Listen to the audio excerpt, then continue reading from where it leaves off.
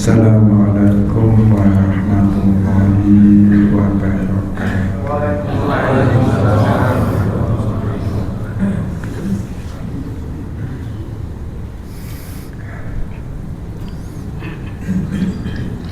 Bismillahirrahmanirrahim.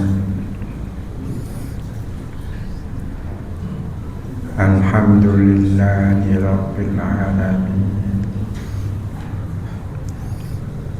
Wassalatu wassalamu ala nabiyyina Muhammad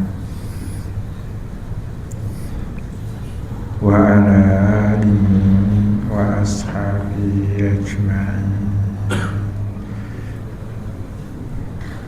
Amma ba'du, kaum muslimin muslimat jamaah subuh hafizakumullah. Nabi sallallahu alaihi wasallam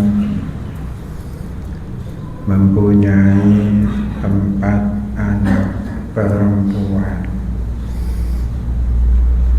Zainab, Ruqayyah, Ummu Kulsum, dan Fatimah.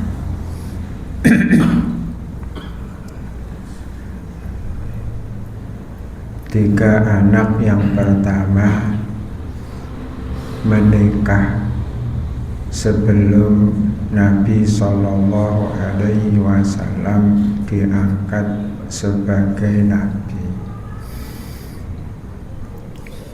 Fatimah, anak keempat, menikah sesudah Nabi Sallallahu Alaihi Wasallam hijrah di Madinah dan tinggal di sana 2 tahun. Pagi ini saya akan menyampaikan kisah tentang anak pertama Nabi Sallallahu Alaihi Wasallam, yaitu Zainab. Zainab adalah putri pertama Nabi Sallallahu Alaihi Wasallam. Dia menikah dengan sepupunya, keponakan ibunya Khadijah radhiyallahu anha,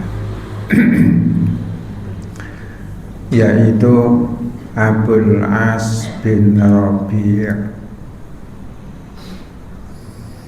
Ketika Nabi Sallallahu Alaihi Wasallam diangkat Allah sebagai Nabi,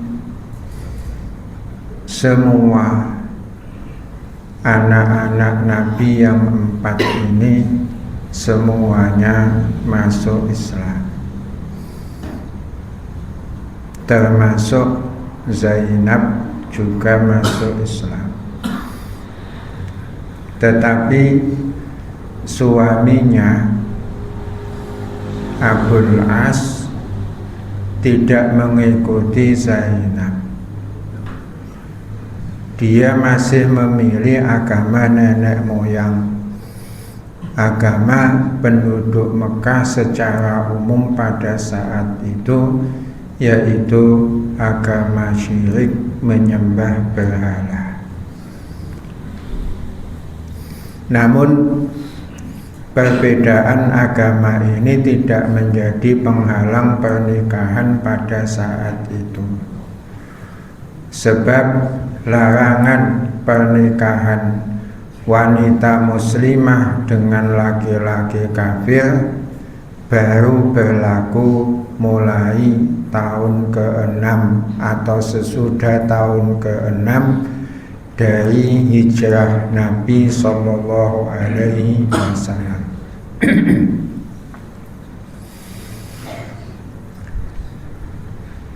Ketika Nabi Sallallahu Alaihi Wasallam hijrah ke Madinah, 6 bulan kemudian semua keluarga Nabi Sallallahu Alaihi Wasallam menyusul. Beliau mengutus utusan ke Mekah untuk menjemput keluarga Nabi Sallallahu Alaihi Wasallam. Saudah, istri Nabi Sallallahu Alaihi Wasallam. Saat itu Nabi Sallallahu Alaihi Wasallam baru beristrikan Saudah, ditambah Aisyah yang belum tinggal satu rumah dengan beliau. Ruqayyah sudah dibawa oleh suaminya Utsman. Ummu Kulthum dan Fatimah dijemput oleh orang yang ditugaskan oleh Nabi Sallallahu Alaihi Wasallam untuk membawa mereka ke Madinah. Bagaimana dengan Zainab? Zainab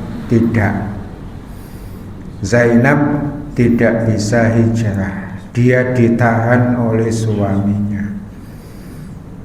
Jadi ketika Nabi Sallallahu Alaihi Wasallam hijrah ke Madinah, Zainab masih di Mekah ditahan oleh suaminya.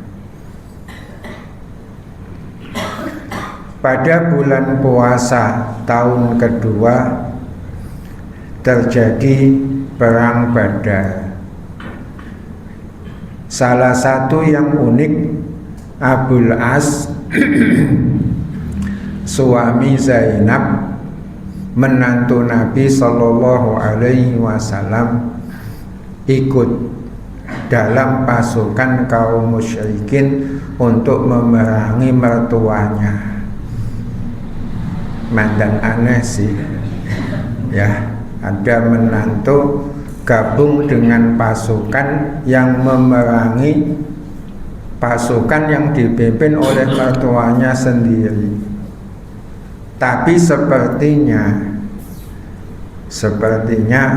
Abul As ikut di bawah tekanan. Kalau saat ini mungkin bahasanya nggak kepenak, mungkin. Intinya Abul As berangkat dan nasibnya tidak baik. Dia setelah perang usai, dia ditawan bersama 69 tawanan lainnya, dan mereka digiring ke Madinah. Dalam perang Badar kan kaum musyrikin kalah, ya, mereka tewas 70 orang tokoh-tokoh mereka, dan mereka ditawan 70 orang tokoh-tokoh mereka, salah satunya ini menantu Nabi Sallallahu Alaihi Wasallam.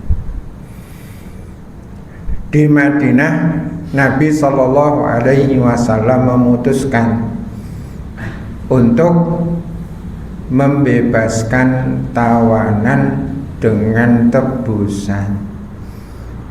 Beliau mengumumkan ke penduduk Mekah, siapa yang ingin membebaskan tawanannya dan memulangkannya ke Mekah, silakan membawa tebusan.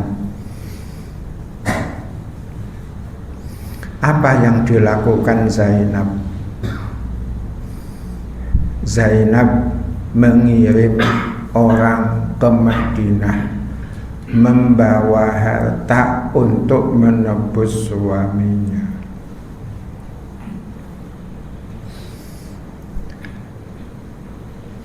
Tidak kapok kue.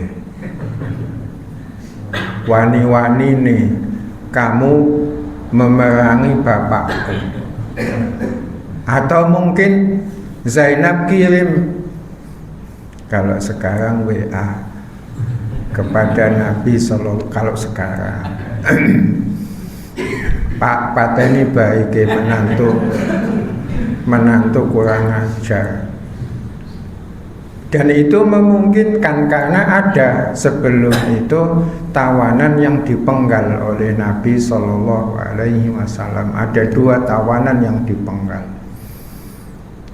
Zainab mengirim orang membawa harta untuk menebus suaminya.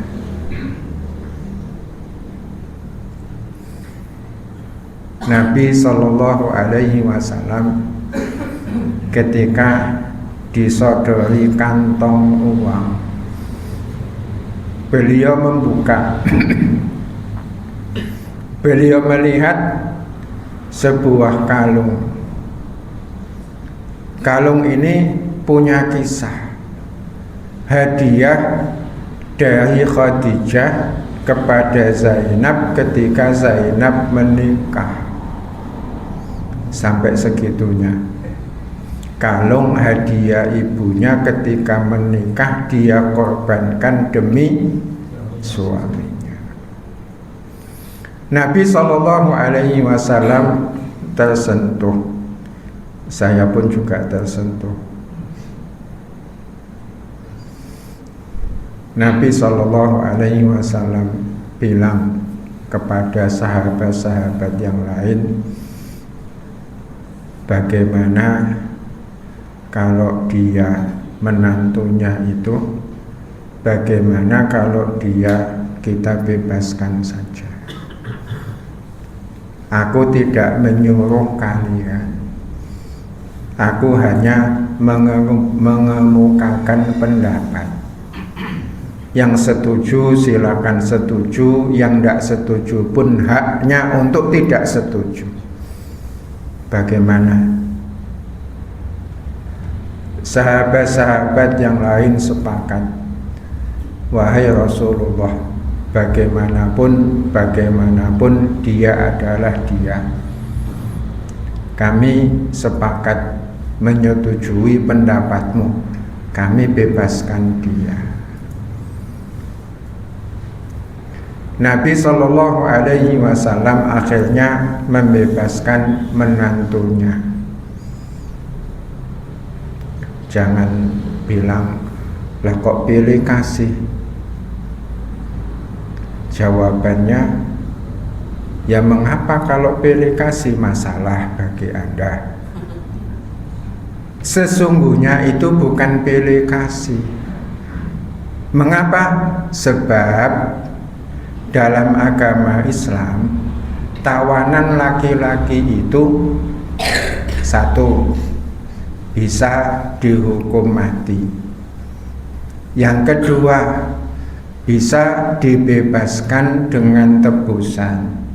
Yang ketiga, bisa dibebaskan tanpa tebusan. Yang keempat, bisa ditukar dengan tawanan muslim di tangan orang kafir. Dan yang kelima, bisa dijadikan budak hamba sahaya. Di situ tidak ada pilih kasih. Di samping itu kan Nabi minta kepada sahabat-sahabat, meminta pendapat. Seandainya sahabat-sahabat tidak setuju, ya Nabi Shallallahu Alaihi Wasallam tidak memaksakan pendapatnya. Sebab ini bukan pendapat agama, ini pendapat beliau sebagai apa ya? Sebagai mertua, bukan beliau sebagai nabi, gitu loh. Nah, ketika kaum muslimin yang lain setuju, ya sudah, Abul As dilepaskan. Sebelum Abul As pulang ke Mekah, Nabi Shallallahu Alaihi Wasallam duduk dengannya, bawa kantong uang ini kembalikan kepada istrimu. Yang kedua, izinkan istrimu untuk hijrah. Abul As menyanggupi. Sampai di Mekah, dia langsung bilang kepada istrinya, bersiap-siaplah. Untuk apa, Mas? Menyusul bapakmu di Yasrib. Lalu Abul As meminta adiknya Abu Kinanah, tolong antarkan iparmu ini, ya ke tempat bapaknya dengan aman. Lalu keduanya pun siap-siap. Zainab naik di tenda yang diletakkan di atas onta. Zainab naik di atas punggung onta yang sudah dipasangi tenda. Itu kebiasaan mereka. Jadi kalau ada tenda di atas onta ditutupi kayak gubuk itu, di dalamnya ada perempuan. Lalu Abul As menyiapkan anak panahnya dan menuntun onta itu di siang bolong menyusuri jalan-jalan kota Mekah untuk menuju Madinah. Penduduk Mekah demo protes. Mereka, bahasa kita walaupun tidak enak saya katakan, kebakaran jenggot. Padahal banyak orang di kita yang nggak punya jenggot, dan yang punya pun banyak yang dibabat. Menyelisihi sunnah. Yang penting maknanya, ya, jangan dilihat katanya. Kebakaran jenggot. Mereka menghadang onta Zainab. Semakin banyak yang menghadang, akhirnya Abu Kinanah langkahnya terhenti. Dia diam berdiri di depan ontanya, dan orang-orang semakin banyak. Mereka berteriak, pulangkan, pulangkan, kembalikan, kembalikan. Abul As menjawab, demi Allah, kalau ada yang berani mendekat, anak panahku ini akan menancap di lehernya. Bukan di perutnya, bukan di dadanya, tapi di lehernya. Mengapa dia berkata di lehernya? Karena Abul As ini salah satu jagoan panah di Mekah. Nggak tahu udah dapat medali Olimpiade, saya nggak tahu. Yang penting dia jagoan panah. Kalau sampai ada salah satu dari kalian yang mendekat, demi Allah, anak panahku ini akan menembus lehernya. Dan orang kalau lehernya ditembus anak panah, mati seketika. Kalau dadanya mungkin masih bisa hidup, kalau perutnya mungkin masih hidup, tapi kalau leher seketika itu akan mati. Dalam kondisi kacau, Abu Sufyan datang. Abu Sufyan dikenal bijak, ya, dikenal bijak. Abu Sufyan bilang kepada Abul As, wahai keponakan, tolong turunkan busurmu, cabut anak panahmu. Aku mau ngomong. Damai, nah, damai. Abul As menuruti. Dia turunkan busurnya, dia cabut anak panahnya. Abu Sufyan mendekat. Keponakanku, kami tidak punya kepentingan untuk menahan Zainab. Silahkan bawa iparmu ini kepada bapaknya. Cuma caramu itu tidak tepat. Kamu membawanya di siang bolong, sementara luka kekalahan kami di perang Badar belum sembuh. Itu yang membuat mereka pada kebakaran jenggot. Karena itu, untuk menghindari hal-hal yang lebih buruk, kamu pulang dululah, bawa iparmu ini pulang. Nanti kalau sudah tenang, bawalah dia kepada bapaknya diam-diam supaya tidak menimbulkan kegoncangan. Saran yang baik. Abul As pun nurut. Apalagi pada saat kekacauan, sebagian orang bodoh Mekah mendekat dari belakang, membokong. Abu Kinanah kan ada di depan, membokong dari belakang, menakut-nakuti Zainab dengan menusuk tendanya dengan apa itu alat yang buat menusuk, dengan tombak. Digoyang-goyang tenda yang ada di atas onta itu sampai Zainab terjatuh. Tidak baiknya saat itu Zainab sedang hamil muda.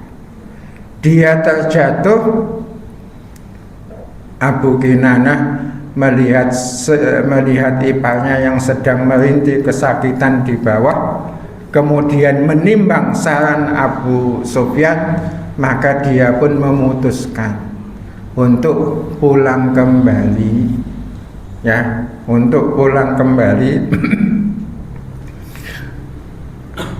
sebab tidak mungkin dalam kondisi sakit yang memang dalam sebagian buku dikatakan Zainab keguguran karena peristiwa itu. Dan orang yang menakut-nakuti itu Zainab tahu, dan itu disampaikan kepada bapaknya. Maka ketika peristiwa Fathu Makkah pada tahun 8, Nabi SAW bilang kepada sahabat-sahabat, barang siapa bertemu dengan si Anu, bunuh dia. Sebab si Anu ini menakut-nakuti Zainab ketika dia akan hijrah sehingga jatuh, sehingga keguguran. Nah, Abu Kinanah membawa Zainab kembali pulang. Sampai akhirnya beberapa hari kemudian keadaan mulai tenang, lalu Abu Kinanah membawa Zainab diam-diam meninggalkan Mekah untuk dia susulkan kepada bapaknya Nabi Sallallahu Alaihi Wasallam. Dan sesudah itu hubungan Zainab dengan suaminya hubungan jarak jauh yang saat ini dikenal dengan apa? Masih ada kelanjutannya, tapi Jumat depan saja.